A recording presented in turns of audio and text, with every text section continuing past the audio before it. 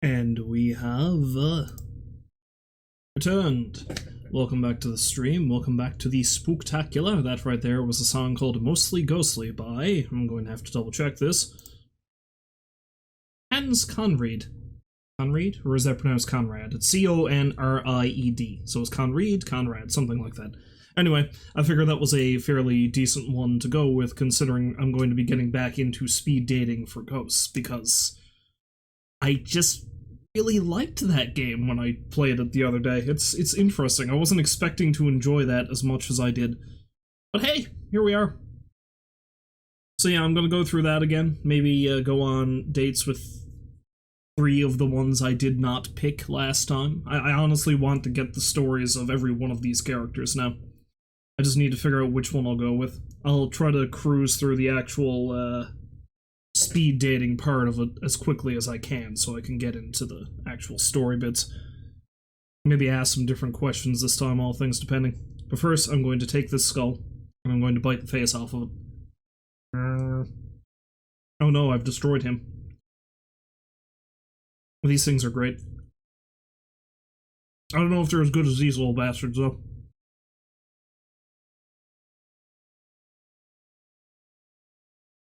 It's a peach penguin. They are amazing, but of course it is, because it's penguin shape. Anything penguin related is great. Which I feel like is just me talking myself up, but, you know, eh. I have no shame. I will piggyback on the greatness of the wee little birds that fly through water. So yeah, without further ado, let's see if I can actually hop into this. Switch over to that tab there. We will open up speed dating for ghosts and see what kind of love connections we can make. I just loudly chew on candy.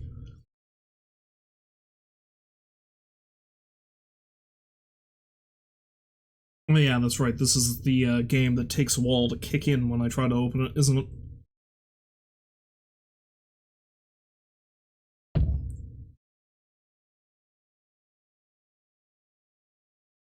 Yeah, it seems like I have to try to open it twice for it to actually take. Yeah, I'll figure I'll do some of this. And then maybe I'll do another round of Death Road to Canada, see how far I can get in that. I've only got 3 hours. After that, I kind of have to leave, but we'll see how this goes.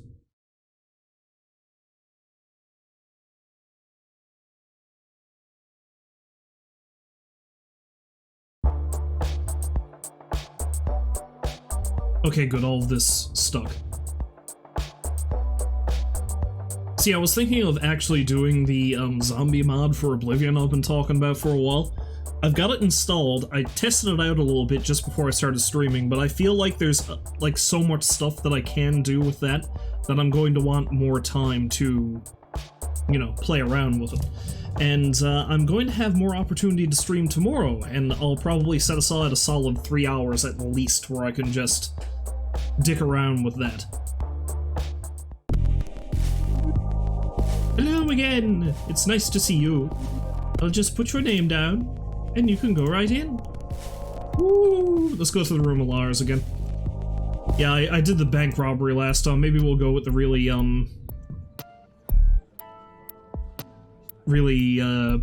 scared ghost. Speed dating rounds have wrapped up, but some ghosts are still hanging around.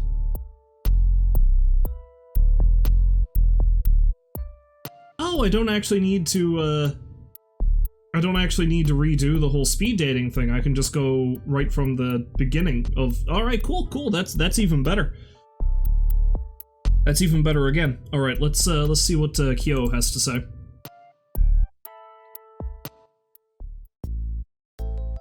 You meet Kyo the next day, waiting on the street as you approach, looking nervous. And listening to some sick beats, apparently. I'm nervous. Are you nervous? Don't worry so much. What? I said don't worry. Take off your headphones. Take off your headphones. Hold on a second. Let me take off these headphones. That's better. So, what were you saying? Those headphones plugged in? Plugged into the ether. So you ready to go? Where are we going? Thank you for hanging out with me. That's not an answer, Kyo. Where are we going? I'm worried the place we're going is boring. It's pretty much, well, the middle of nowhere.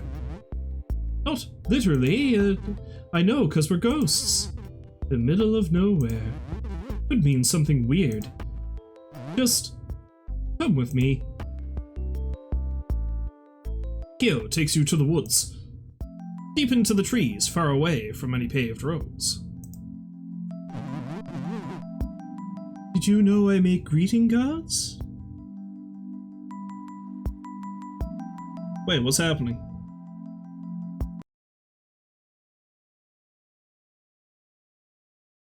Oh, 2 instances of the game opened up. Okay.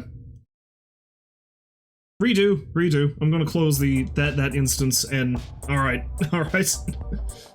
Oh, you gotta love how organized I am. I'm a professional, I swear. Shit, let's start over. Let's start over. We'll just pretend that didn't happen. I'll cut that out. Cut it in post. Hello again. Nice to see you. Just put your name down. Go right in. Redo! Back to the room of liars. Let's actually see what's happening.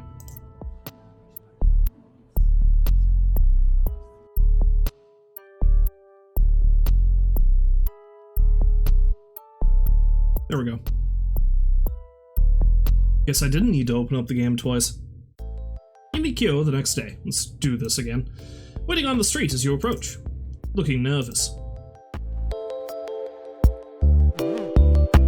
Once again, listening to his sick beats. I'm nervous. Are you nervous? Don't worry so much. What? Take off your headphones. Hold on a second. Let me take off these headphones. That's better. So, what were you saying? Were those headphones plugged in? Plugged into the ether. So, you ready to go? Where are we going? Thank you for hanging out with me. I'm worried the place we're going is boring. It's pretty much, well, the middle of nowhere. Not literally. I know, 'cause we're ghosts. The middle of nowhere. Could mean something weird. Just come with me. Okay, alright, now we're back on track. Everything's fine. Kyo takes you to the woods, deep into the trees, far from any paved roads. Did you know I make greeting cards? For ghosts to give other ghosts? Happy anniversary of your tragic end. Oh, okay. Kinda sounds like a friend of mine, minus the ghost stuff, actually. She as well is really into making greeting cards. I'm happy for your loss. That sort of thing. It's just a hobby. We stop at a particularly barren patch of prairie land. Everything is frozen over. A few clusters of trees are stripped of their leaves with branches like bony hands. Squat birds huddle together for warmth near a frozen lake, while a dry, biting wind blows through. Isn't it great out here? I come here to think. I watch the birds. I listen to music. There aren't many souls here, just the birds and the wind. Honestly, I kind of see why he likes it, yeah. I can be myself here. No one bothers me. I don't need happy things to remind me that I'm not happy.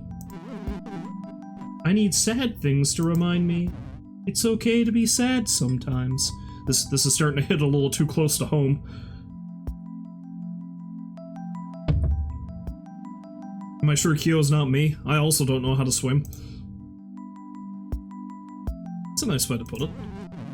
It's exhausting to worry like I do, but I'd rather embrace my sadness than just ignore it. Sadness is a real thing, as real as we are, anyway. So I embrace it.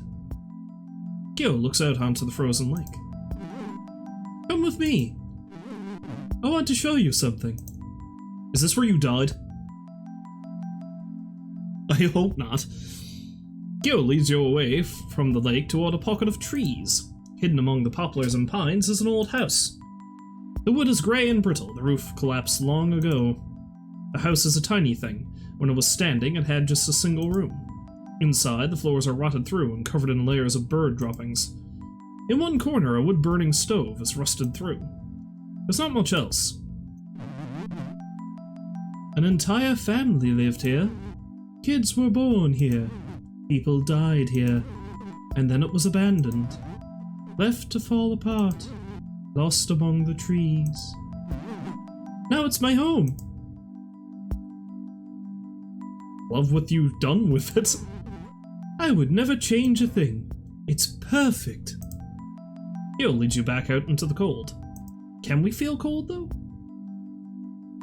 I mean, it doesn't really seem like he needs that stove. Back to the edge of the frozen lake. This is as far as I will ever go now. And you know what? That's fine.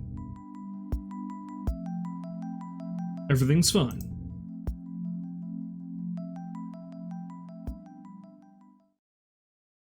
That wasn't much of a date, Kyo. You were right.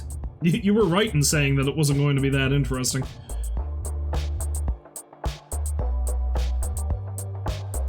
Spirit of Anxiety. 1985 to 2014, that would have made Kyo... Oh, 29. There we go. Younger than I am. Though, in reality, older than I am, because I was born in 88. Spirit of Anxiety, Years Alive, 1985-2014, Cause of Death, Drowning. As far back as Kyo can remember, they were afraid. Ghosts, water, living an irrelevant life. Then they drowned at age 29, a year before completing a PhD that put them thousands in debt with no promise of even sessional work after graduation. Now they're a ghost, facing an eternity of time and no idea what to do with it. Meeting other ghosts is helping, though. Since speed dating, Kyo has even taken up a new hobby, learning to swim. Too little too late, I think, but whatever gets you closure. Although, hell, for that matter, if I was a ghost, maybe I'd learn how to swim then, too, because then I'm not too worried about drowning, because I'm already dead. Yeah, fuck it. No, Kyo, good on you. You keep at it. You keep at it.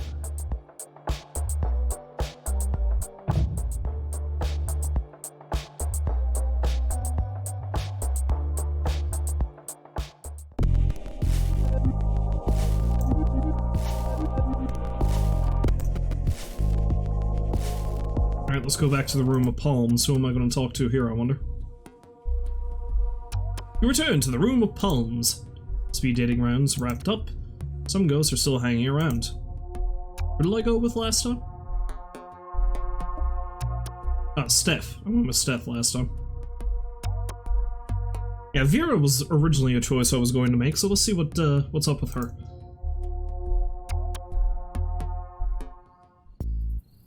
You meet Vera outside. She's smoking in the dark, in more ways than one. It took you long enough. Not really, though. I'm just kidding around. So, what do you want to do? World's, Vera stops talking. She seems distracted all of a sudden. You hear that?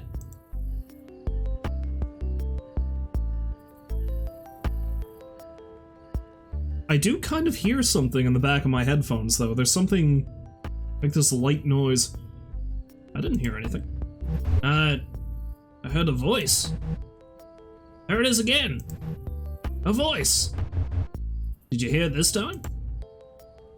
Are you okay? I'm honestly not sure. I'm hearing a second voice. This one sounds familiar. Is it her daughter? Is she dying? Like the way I'd sound if someone recorded me. Me, but not me. This is so weird. I'll say. The voice is calling out to me. It's saying, Vera, are you there? We are trying to reach Vera. Oh shit, it's a seance. Dead on the 5th. November 1954. Then the other voice, the one that sounds so familiar, it says, "Where are you, Mom?" No. My daughter? I'm sorry. I have to go. I have to find her. Can I come with you? I mean, I love doing nothing more than butting into other people's personal lives, even when I'm dead, and even when they're dead, for that matter. Yeah. I think you'd better. I'm not sure. What I'm hearing sounds like my daughter, but, well, you know what I've done. Might be nice to have some backup. You follow Vera to the source of the voices in her head. Yes, because if you forget from last time, Vera worked at a casino for a bunch of shady folk back in the 50s. And then she found out that her boss was dead, quite possibly killed by his son, and then she had to go help them get rid of the body, and then she went home. And then it turns out they burned her house down with her in it. And that's how she died.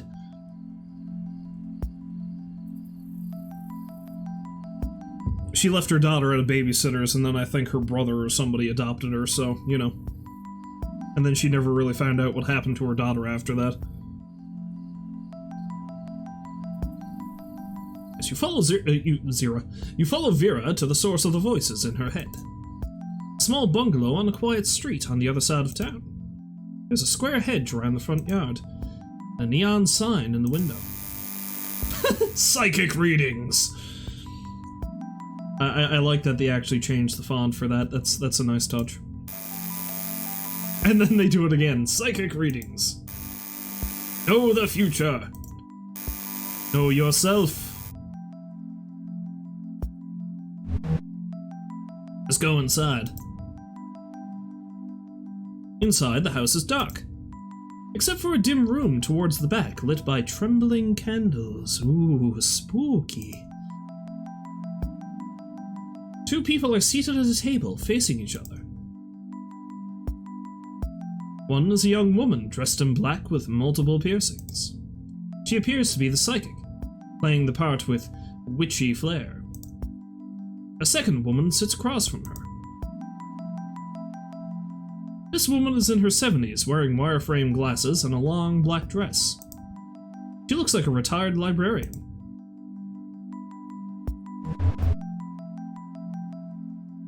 That's my daughter. Is this a seance? Sure looks that way. What happens now? I feel a presence. Vera's daughter opens her eyes. Are you there?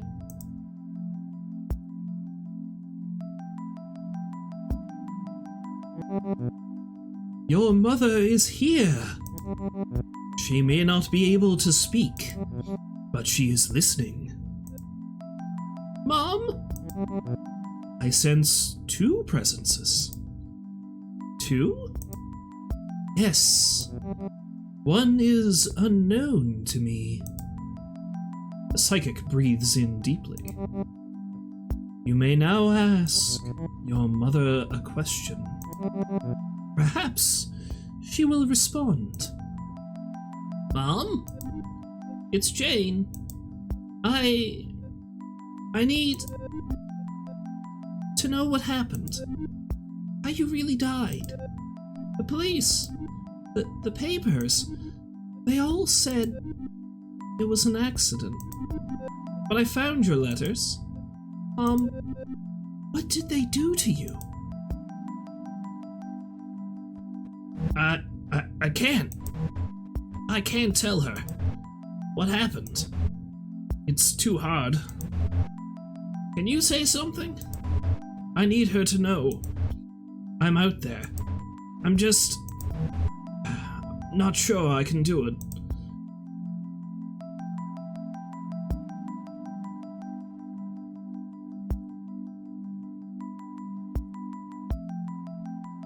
You know what? Fuck it. I may as well tell her the truth. Maybe this is going to be one of those, like, cold case crime scenarios where, it's solved by words from beyond the grave.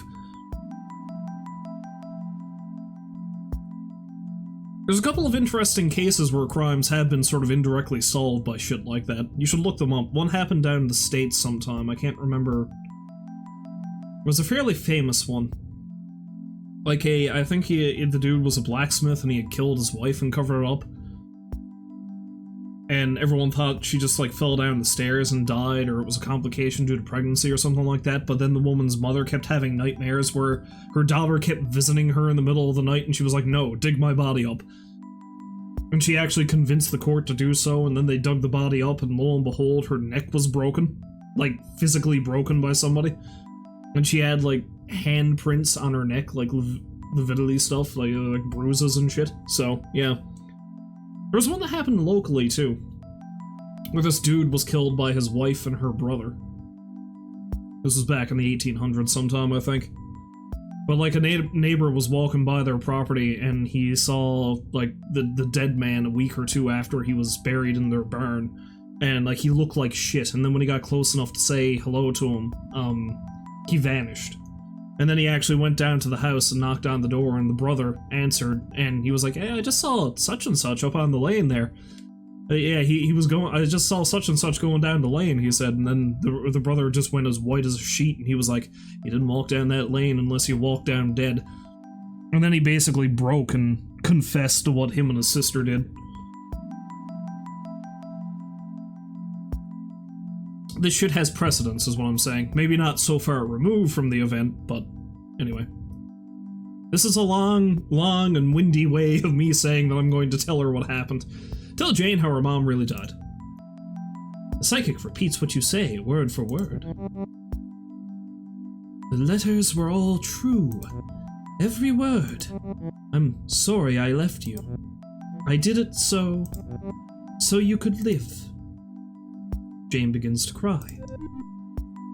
You didn't leave me. They took you from me. I was only a little girl. I'm so sorry, Mom. I miss you so much. I miss you too. It's hard to do the real gruff voice for such a quiet moment.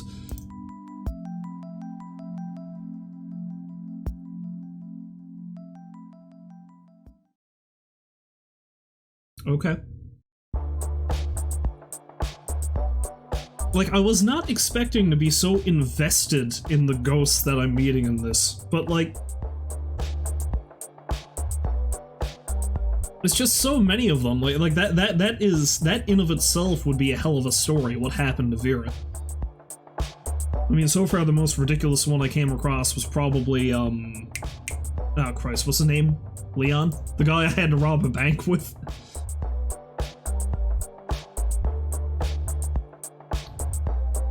Cause of death? Snitching. Vera. Spirit of Despair. Years alive, 1891 to 1954. Cause of death, house fire. So that would have made Vera... She would have been 10 in 1901. And she would have been 63.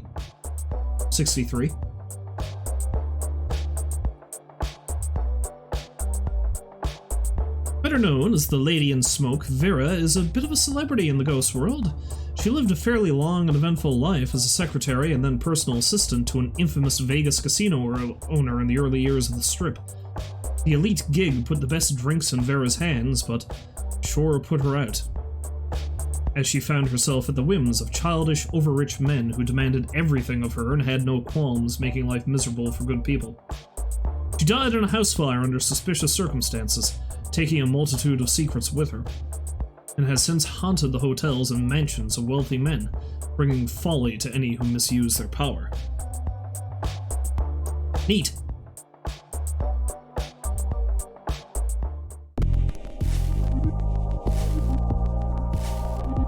Well, I think I'm actually going to be able to burn through the rest of these then, because I was expecting I'd have to go through the actual speed round, but no. Alright, so let's go to the Room of Black. Drea and the really creepy dude, Gary, are the last two left. I think I might save Gary for last.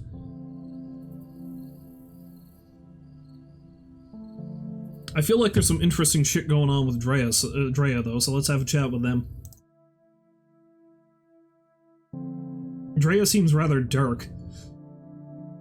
Like, they seem like they're really, you know, kind of cool and blasé about the whole fact that they're a ghost and they just like messing with people, but every now and then there's this really dark underlying tone with whatever it is they're saying. And them in their Ghostbuster shirt.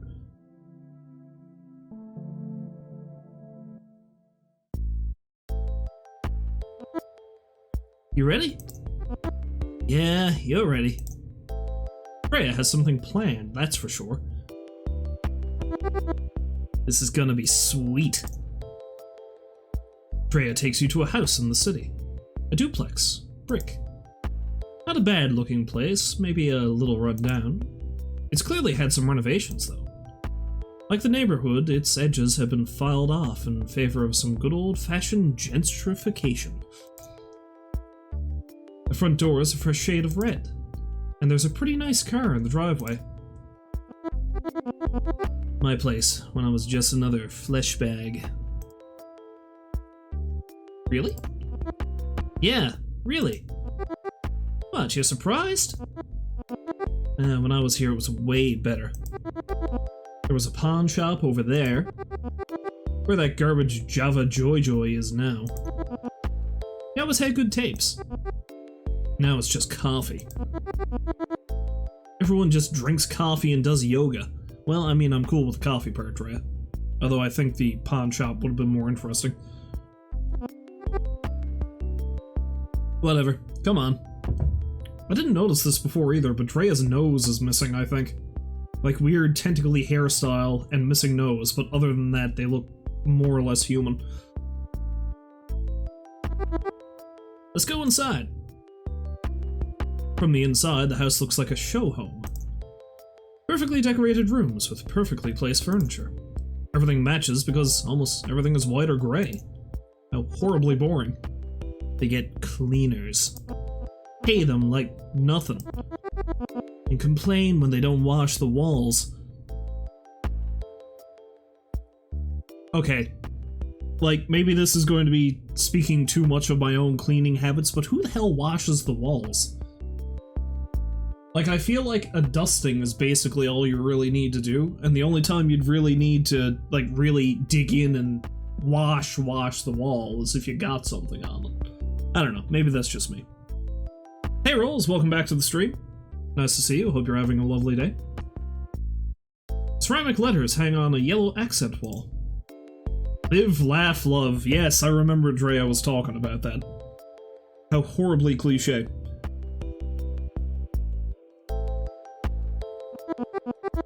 Yeah, this is the garbage I'm talking about. Live, laugh, love. Spew, barf, puke.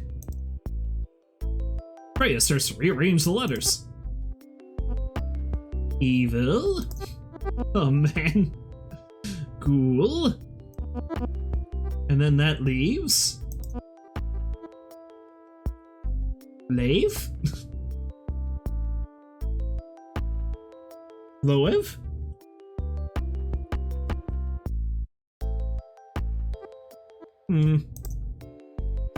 What does that spell? Veil. Or Vol. Vol, yeah. No, because that's supposed to be it. No, that's an A. Yeah. Does evil ghoul veil mean anything? Oh, you're waiting to get your flu shot? Yeah, that's not fun. Pretty soon I'm probably gonna have to be getting mine. They haven't rolled them out here yet, I don't think, but sometime in the next couple of weeks, probably. Needles are great! Not really. Not really. Does evil ghoul veil mean anything? I don't know, sounds like a fun place to me.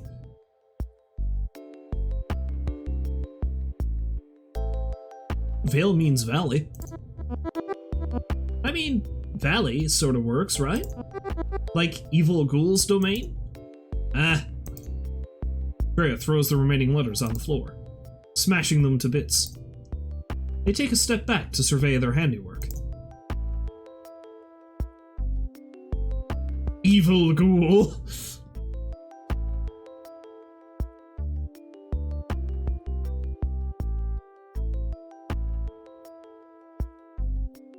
Unashamed 33-year-old man here that is still scared of needles. Yeah, I mean, I'm not as terrified of them as I used to be, but I haven't gotten one in quite some time, so I don't know, maybe I'll feel differently when the day comes. But like for a while, I gave blood on a fairly regular basis, so I don't know, it didn't really concern me too much. Although giving blood is a lot more, I guess uncomfortable might be the best way to put it.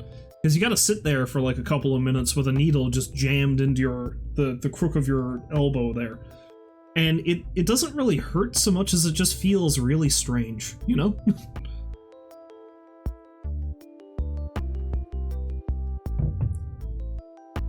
Well, kind of similar to just getting blood work done, I suppose, because they take it from the same spot, if I remember correctly. But yeah, no, needles are not quite a fun time, so I understand what you mean.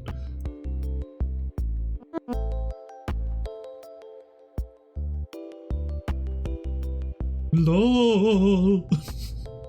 I love Drea's spooky LOL.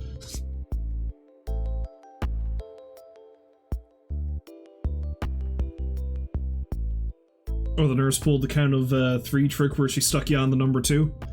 Yeah, I'm pretty sure most of the nurses and such who do these things, they've probably seen everything.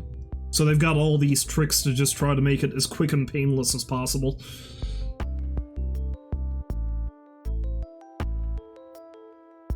Half the time it's the dread of expecting getting stuck with a needle that fucks you up more than actually getting stuck with a needle, because most stuff like that, it just takes a couple of seconds and you're done.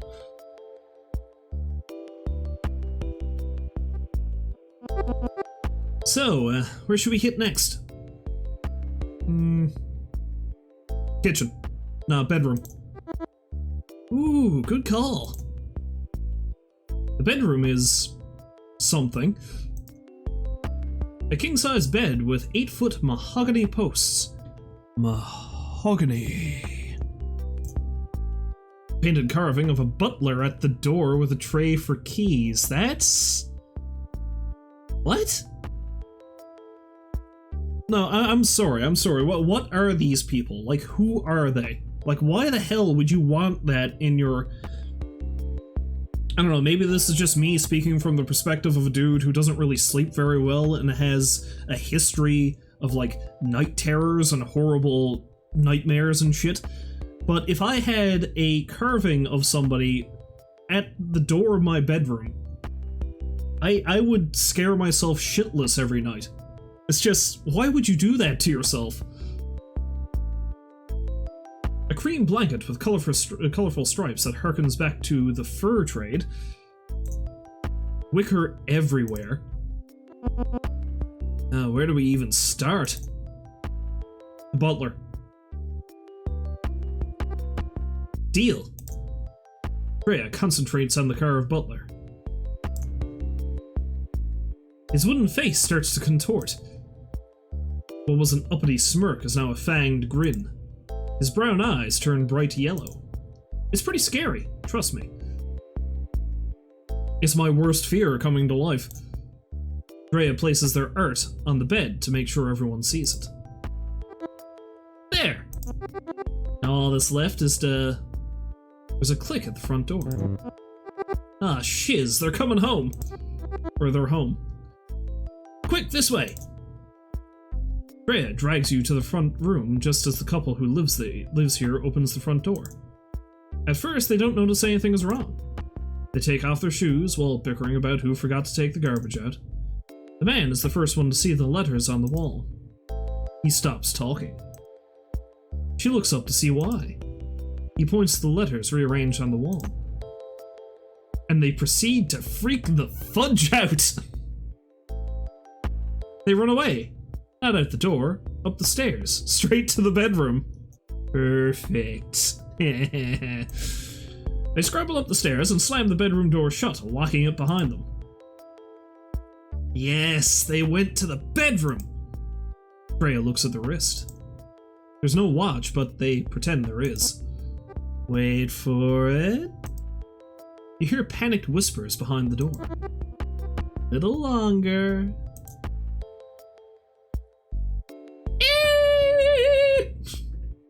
That was more high-pitched than I was anticipating I'd do.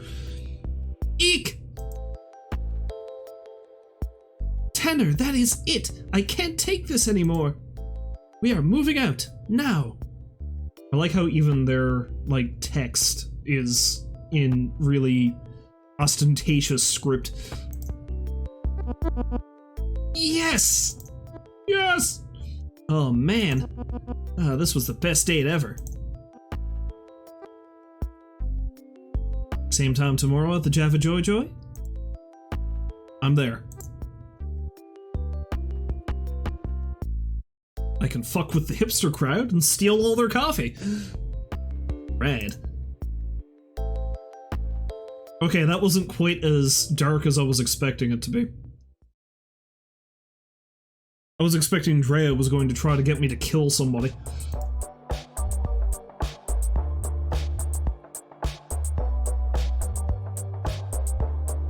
Drea, Spirit of Mischief. Years alive, 1972 to 1994. Cause of death, unknown. So that would have made Drea... see, 8 in 1980. This is me doing math now. 22, I guess. Yeah, 22.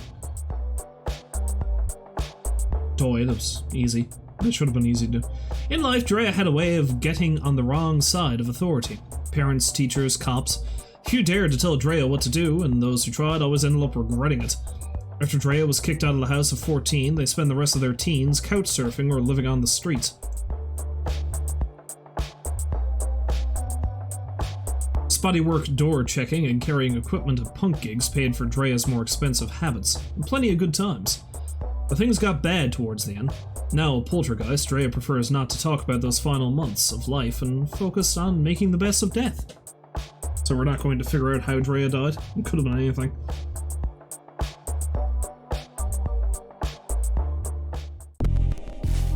Alright, let's see what shenanigans we can get up to with Spooky Peter, right?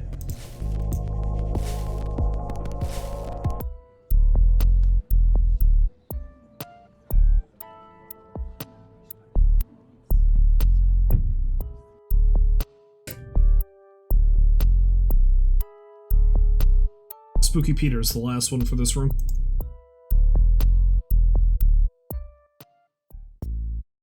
You arrive for your date with Spooky Peter. A hall of mirrors at a roadside carnival, of course. A clown's face, all smiles and menace, watches over the entrance. Welcome to my home.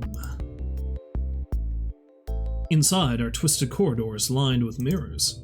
With only a slight reflection, it's especially disorienting to navigate these halls. Spooky Peter leads you to a specific mirror, taller than the others. The mirror's face is concave, as if to pull in everything around it. We are going into this mirror. Follow him. Screw it, I'm dead, what do I care? Together, you step inside the mirror. Welcome to, the Mirror World! Or as it's known here... Pest. Oh, Jesus. Rorum et. Okay. Rorum et. Rorum et. Feel like I have a mouthful of marbles. That's the Mirror World spelled backwards. You see the eerie green? That is what happens when an image reflects itself. It takes on an eerie green. More times a reflection is reflected, the greener it becomes. Oh, so we're operating sorta kinda on Discworld mirror magic rules? Alright. Just like this.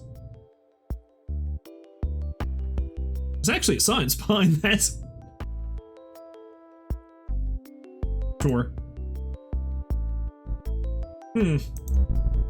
Science has no bearing here. In the mirror world, the physical laws are upended. Am I really here? Or am I over here? Or am I over here? Perhaps it is all of the above. Or even nowhere at all.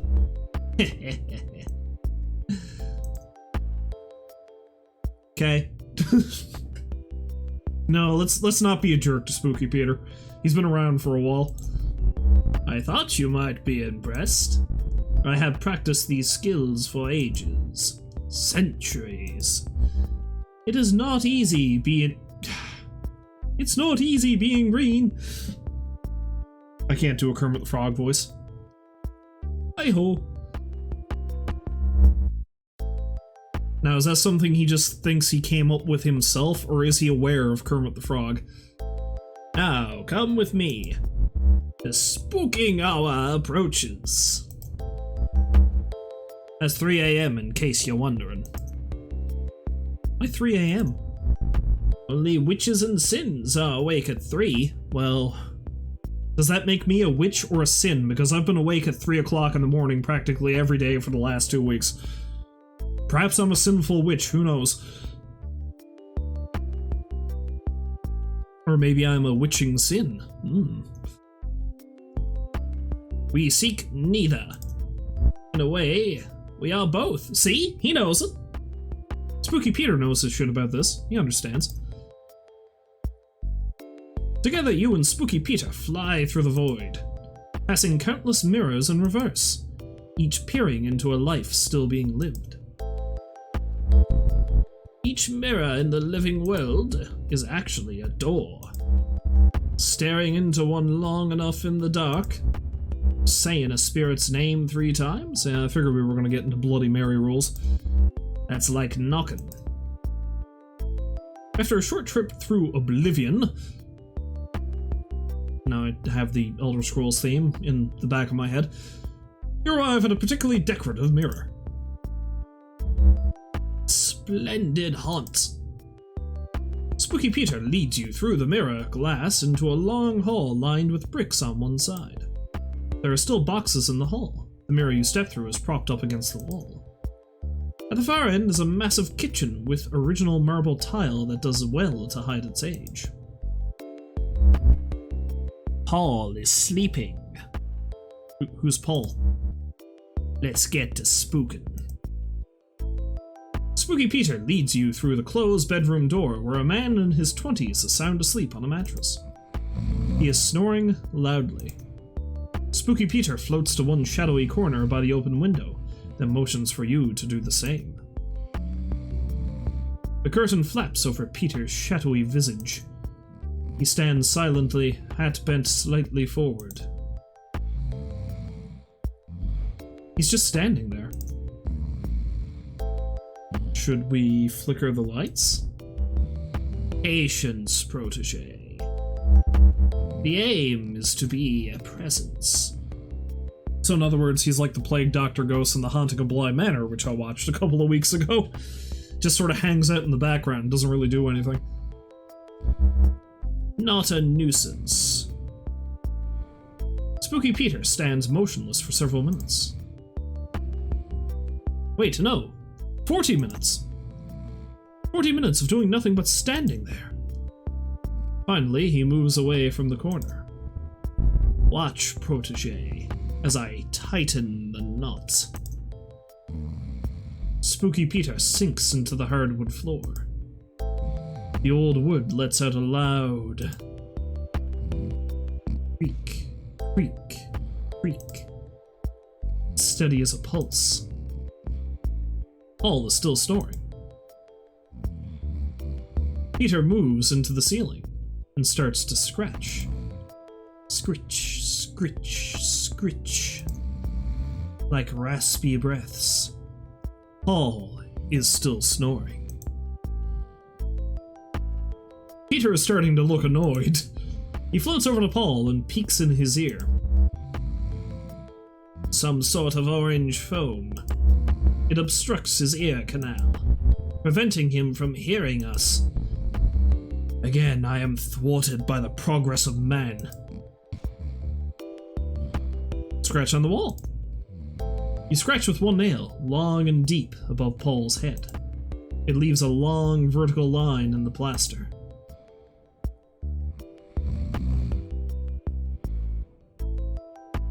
Make it a cross. Excellent work, protege. Faith haunts them, same as ghosts.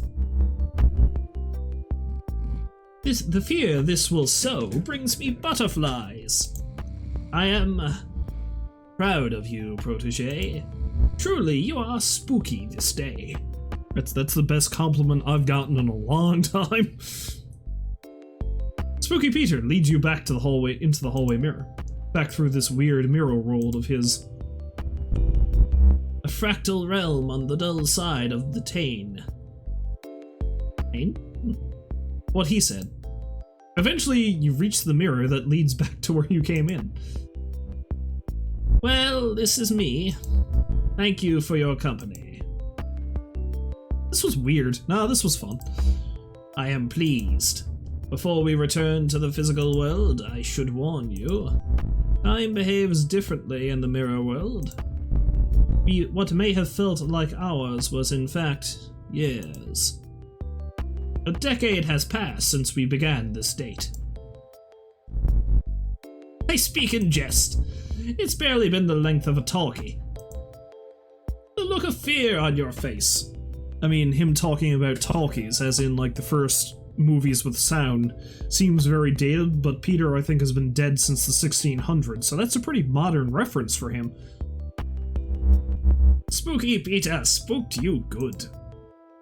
He tips his hat to say goodbye. More dust falls off the brim. Guess I'll be seeing ya. A breeze picks up, and the rest of him blows away. Sorry about this one. What? Why are they apologizing?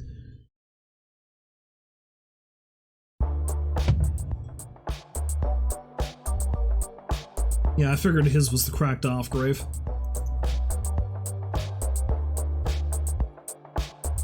Easy wasn't even all that old when he died. He was only 34. Spirit of Malice, Spooky Peter. Years alive, 1631 to 1665. Cause of death, bubonic plague. Spooky Peter isn't his real name. It's the one he was given by an author of famous, totally true ghost stories. Having been dead for some 4 centuries now, Spooky Peter is the oldest ghost at speed dating by a mile. In life, he worked as a doctor, notably treating victims during the last significant outbreaks of the plague in London. The disease would ultimately claim him.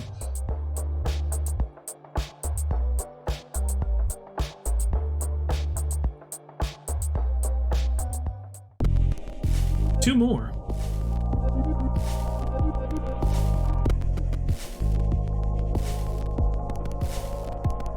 Oh, back to the room of palms. Let's go talk to the football dude. Ghost jock.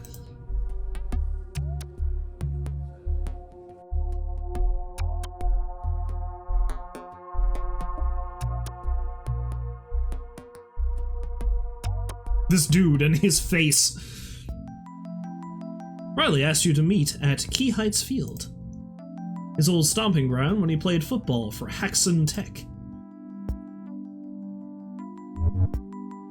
You smell that? Riley pretends to breathe it in. Smells like victory out here. And weed killer. Thanks for meeting me on a Sunday. At this most holy place. My old team, the Phantoms. What an oddly ironic name. Are playing our arch rivals, the Demons. I'm beginning to wonder what kind of world this is. I suppose there's a hockey team named after the Jersey Devil, so, you know, whatever. Phantoms need to win this game. Not for some championship, just to maintain some dignity. They've had a sucky season. A lot of sucky seasons since I died, honestly. I thought full of myself. I don't know about that, Riley. Also, I was promised a ghost convertible. I had to come here on my own. You make your way into the stadium. This is a college football game in the Midwest. The stadium is huge, something the pros would be lucky to play in. There are thousands of people here to cheer on the hometown Phantoms. Riley Riley takes you to the sidelines. Ghosts get great seats at sporting events. If you want, you can go right on the field. Pretty neat, huh?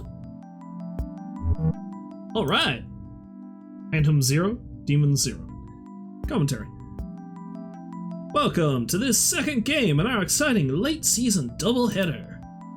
Hacks and Phantoms have had a lackluster season to say the least, only winning 2 of their last 7 games. Haxon is looking to save face against bitter rivals Hades U and their Screamin' Demons. Hades U. Okay. Here we go. Phantoms get on the scoreboard early with a quick return and a smart pass for 6. Touchdown!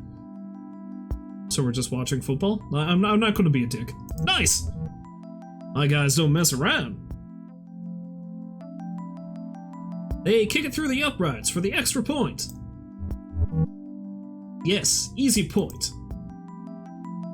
After a few turnovers, the Phantoms throw a long bomb. They make a spectacular catch in the end zone. What a play! Oh, snap! Another touchdown. Phantoms try for the extra point. It's good! Nice work with the kick. I don't get why you like this. There's a lot of game left. Totally! Anything can happen. And probably will. I mean, I don't know that I'm going to ask I don't get why he likes this, because I mean, this is what he did in life, you know, and he can watch games for free now. And he doesn't need to go take a pee break. What's not to love? Oh, that's why I love football. Both the Demons are looking like a new team in the second half. Yeah, I'd like to see them try to turn around. They make a huge push to get within field goal range. Kick is long, but it's good for 3. Yeah, they gotta do more than that. And a ball, they go for a gutsy pass. Interception! Ugh. That wasn't a smart pass, guys. Demons are brought down again within field goal range. After failing to get another first down, they opt to kick it through the uprights for 3! I like how I'm reading this as if I understand it. I do not know football for the life of me. Another field goal? Huh. Don't worry. We still got this. I'm not worried. Love the optimism. Sports boys like encouragement. Don't even need to hear it. They can just feel it, you know? So is my optimism that they're going to win going to help them win? You must believe. Phantoms are back on the offensive after a couple of turnovers of midfield. They fumble the ball, the Demons pick it up and start to run. To the 50, the 40, they break free, they're going all the way. Touchdown! Oh no. Demons try for the 2-point conversion to tie it up, and it's good! Oh no! Phantoms and Demons are now tied with just a few minutes left in the game. What an exciting turn of events. I gotta do something. I gotta help my team. I think that's cheating, Riley. Isn't that cheating? Like, having a ghost friend help them out? That's gonna add a different, complicated dimension to the game, especially if the Demons have some past member who's dead and decides to stop by to interfere. Or maybe they'll just hail Satan and he'll appear. Them being demons and all. Oh, they need to know they are good at they need to know they are good at sports. But a ghost secretly fixing things. That'd be unsportsperson-like. even if they don't know what's really going on. Totally not my style. What if, you play for the other side? What? I still feel like that's cheating, Riley, because they're basically getting an extra team member who knows football in and out, and you're putting me, who doesn't know shit all about the game, on the other side, right? So, like, you know what? I still think that's cheating. Even the odds a bit. I don't know how to play football. I don't know much about football. Ah, no sweat. Here are some basic rules. Oh, Jesus. Brian's football facts.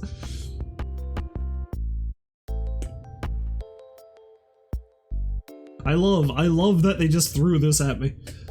Brian's football facts. Modern American football traces its roots all the way back to medieval Europe, where a more chaotic mob football or folk football was played with an inflated pig bladder and few, if any, rules. The type of football Riley played has a lot of more strategy. Yes. Teams are separated into offensive and defensive units, or lines. When one team is on offense, the other is on defense. An offensive line, led by the quarterback, holds the football, with the ultimate goal of getting it to the other team's end zone, either by throwing it or carrying it. This is called a touchdown, and is worth 6 points. The team that scores a touchdown then have the option to kick the ball between a giant two-pronged fork called the uprights for 1 extra point, or to try for 2 by reaching the end zone, again in one play from fairly close. This latter play is called a 2-point conversion. If a team with the ball doesn't think it'll be able to get a touchdown, they can instead kick it between the other team's uprights for 3 points. An offensive line has 4 chances, or downs, to advance 10 yards before the ball is turned over to the other team. Then the other team goes on the offense. End zone! A team must get the ball into the other team's designated zone at either end of the field for a touchdown. First down! An offensive line's first play with the ball. Repeats if they pass or carry the ball at least 10 yards. Field goal! If close enough, a team's offensive line can kick the ball between the other team's uprights for 3 points. Fourth down! In college football, this is the last chance to score or get another first down before a turnover. Fumble. Dropping the ball, the other team can pick it up. Juke. Dodging left or right. It's a neat word, I think. It's a pretty neat word, I guess. Hello, Baked. Welcome back to the stream. Are you enjoying me reading the rules of football in this game where I date ghosts? Punt! Kicking the ball way down the field so the other team must carry it further to score. Now, see, where I'm from, punt means a completely different thing. It's a small type of boat. That's what a punt is.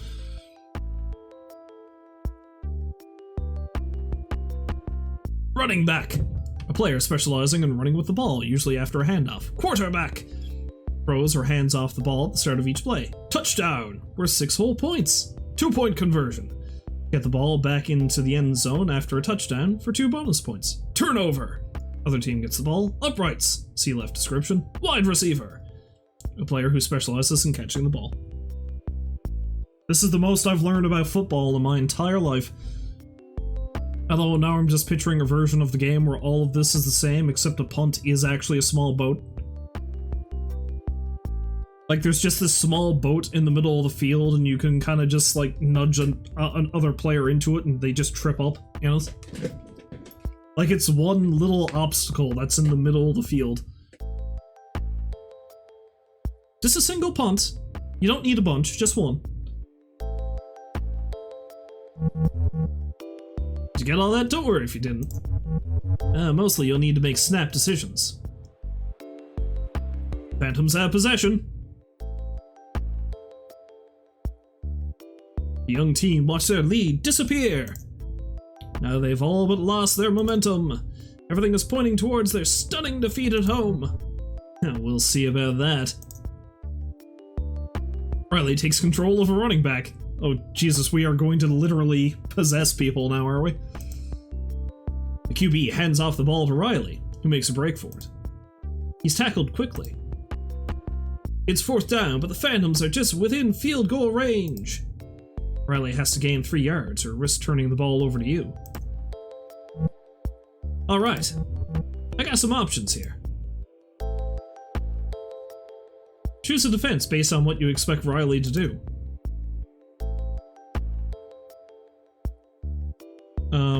Riley will try to run with the ball. Phantoms try for the field goal. Shit. I was wrong. Despite you setting up for a running play, the ball sails into the air on a straight path to the uprights. Unless... use your ghost skills to make the ball miss. I've decided I'm not going to be a jackass. I'm going to let that go. Play fair and leave it be. The ball squeaks through the uprights.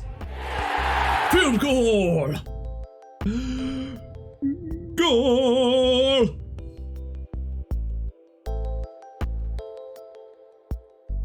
Phantoms move ahead of the demons with only time for a few more plays. I saw a window. And for the easy 3. Demons have possession now. They make a heck of a return. In 3 short plays, they reach the Phantom 40-yard line. And now let's see what you can do. Try for a touchdown. Fuck it. Demons attempt a gutsy pass on the 3rd down. Interception! Denied! The Phantoms regain control of the ball and have a chance to widen their lead. Ah, tough break. Gotta know when to kick, bud. I told you I don't know how to play this game.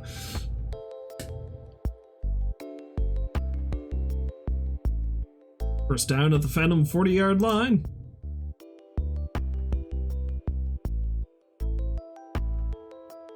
Expect a run.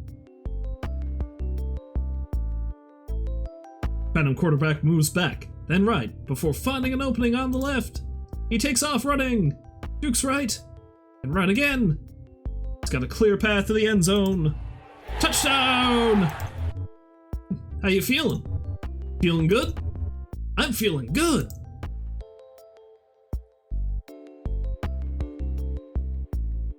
Expect Riley to try for 2.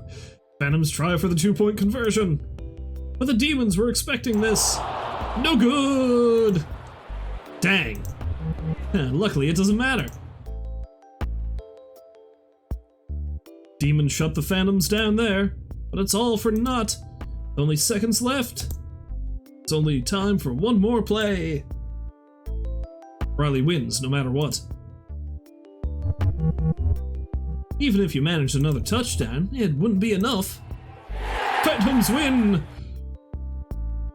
After the demons fought hard to tie the game, the Phantoms came alive in a tense 4th quarter to win it with confidence. That's pretty ironic, coming alive and all.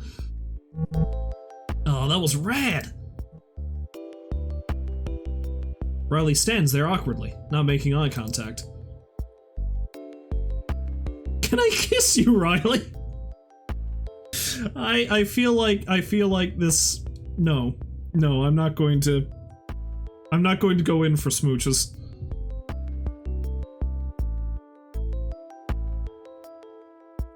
Actually, you know what? Fuck it, let's. If my girlfriend was here, I know that's exactly the choice she would tell me to take. She's always game for smooches in video games, so fuck it, let's do it. Oh, absolutely! I knew they had to keep that facial expression in there for some reason.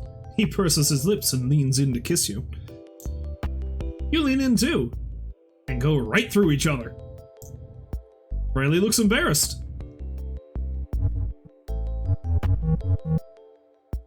That was my first time trying to kiss as a ghost. I guess I need some practice. Smooches. Wanna try again?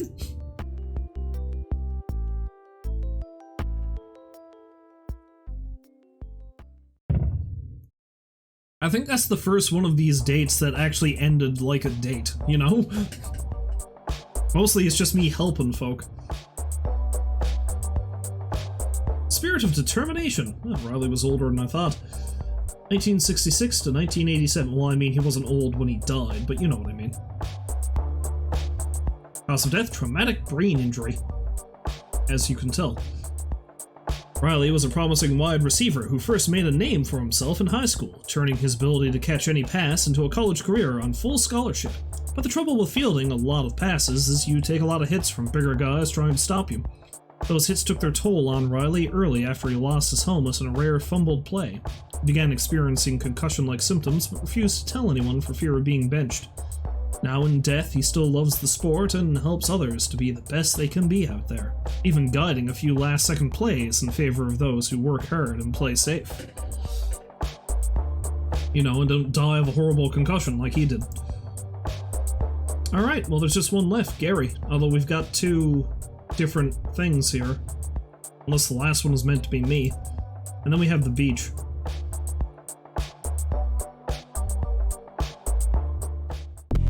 Let's go chat with Gary, you know, the really creepy dude. Hey, hi! Oh, I'm sorry. The event's all done. All the other ghosts have left. What? From what I hear, you were pretty popular. Still couldn't find the one, huh? I like to play the field. Be a hell of a thing to say. Sadly, no, we'll go with that. So I don't get to see Gary? That's okay. There are always more ghosts. People die pretty much all the time. That's reassuring. Did you have fun at least? It was a blast. Glad to hear it. I've been having fun just observing. I set this up to help other ghosts find something. Something they might be missing. Or to learn more about themselves. In a way, we are all products of death. I like to think that I am also her student.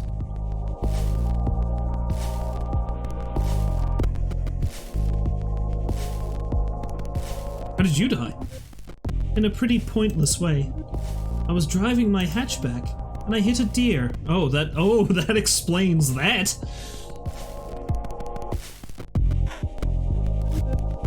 We both died, and now I'm here. So what, did she merge with the spirit of the deer? Is that what happened? Ghost logic. I'm not sure where the deer ended up. Anyway, I think the deer ended up on your head. Let's play trivia! I have questions prepared and everything. Welcome to... Friends, Scary Hard Trivia Challenge! All the questions are ghost related. Don't worry if you get any wrong. I'm not testing you or anything. This isn't the test that decides where you go in the afterlife and finally get you out of this purgatorial hell. Question 1. Which film star is said to haunt the Hollywood Roosevelt Hotel in Los Angeles, California? I think it's Cary Grant, actually. Or is it Grace Kelly? Cary Grant. Ooh, I'm sorry. It's actually Marilyn Monroe. Neither of them were right. If you visit that hotel as a ghost, you might meet her. Marilyn actually lived in the hotel for about 2 years. Now she haunts it. Pretty cool, huh? Question 2. Which Shakespearean king appears as a ghost in a play that shares his name? King Lear, I think. It's not Hamlet, because Hamlet's not the king. Yeah, wait, what? But Hamlet was the prince. Was the king also Hamlet? The answer is actually Hamlet. This was a tricky one. Hamlet's father appears as a ghost. His name was technically also Hamlet. Shit. King Hamlet! Damn you, Fran. There are no ghosts of kings in Richard III. There are ghosts, but not Richard III himself. Question 3. I'm doing bad. A red blood cell that has lost its hemoglobin is known as what? This isn't even really ghost related aside from the name. Phantom? She got me again! God, I suck at this.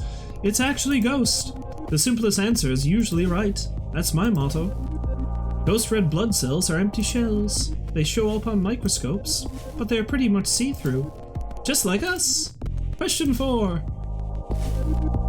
During her seances, what did medium Helen Duncan famously regurgitate and call ectoplasm? I'd say it was either lard or cheesecloth? Lard. I get why you'd pick a goop. But the answer is actually Jesus. Cheesecloth. Jesus. Jesus cloth, yes. Duncan was a medium in the early 1900s. She was said to fake ectoplasm by pulling gross cheesecloth out of her mouth. Duncan was also the last person in prison for witchcraft in the UK. Go figure. And question 5. Can I get one right? This is the last one. That means it's also the hardest. Which of these authors did not have a story in the first volume of the Fontana Book of Great Ghosts? What?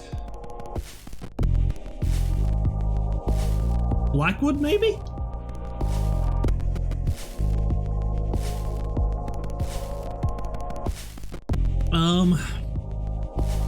I'm gonna say Poe probably did, though this is probably where it's a trick question, wherein the most well-known spooky writer is probably the one that...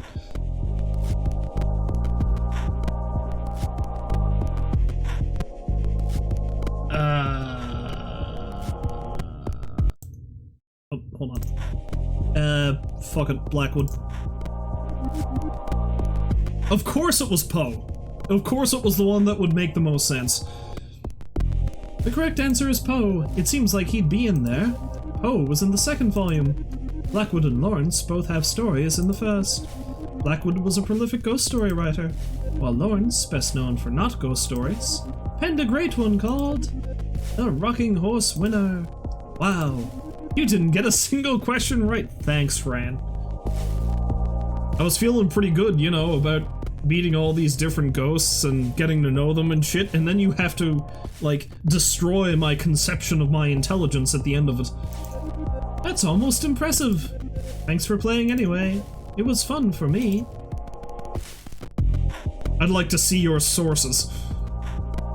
What now? Well, you can always visit the graveyard. You live some of your past dates there. Or select erase date data to start over. That's in the options menu. What else? You can always go to hell! Same to you, Fran. I wish. I hear it's gorgeous this time of year. If you combine travel and accommodations, you can get a pretty good deal. My friend Gail is a travel agent. She could find you a great river cruise package. I'd like that. Here's Gail's card. If you end up going, be sure to send me a hologram. Hee! Alright, time to go. I'll ring the bell to make it official.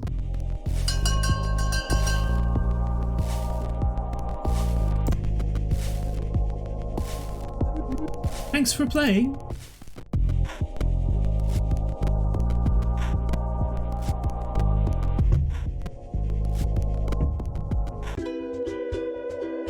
I can now go to hell.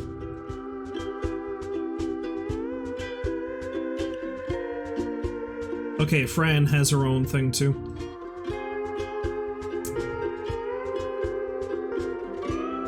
I wanted to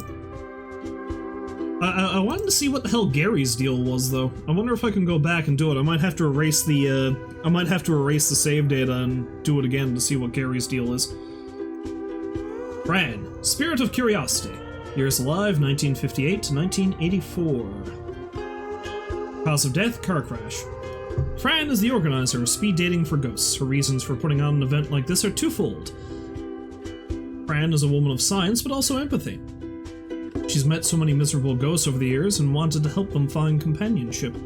She's also been studying the psychology of her fellow spirits for years, specifically the need for closure and desire for purpose that seems to tie otherwise disparate ghosts together.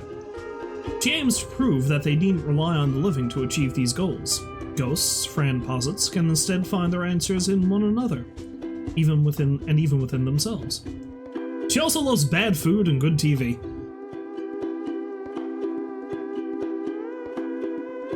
So if I hit start game, what happens? Oh hey! I just finished packing up.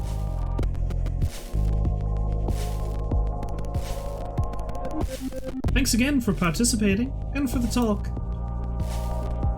Gonna go on second dates? This was speed dating for ghosts. I don't have the resources for long-term relationships for ghosts. It'd be nice, but I'm just one friend. Guess there's always fanfic. Oh, good idea! I love fanfic. It lets characters live on after they've gone. Sort of like ghosts, huh? Really makes you think. Anywho, I'd better finish up here. You still have a bunch of options. Pretty sure I said this before, but you can replay the dates in the graveyard or restart the game. Replay the whole dang thing. See how your conversations could have gone. It'd be like we never met. I'm not ready for that. Then I guess this is goodbye.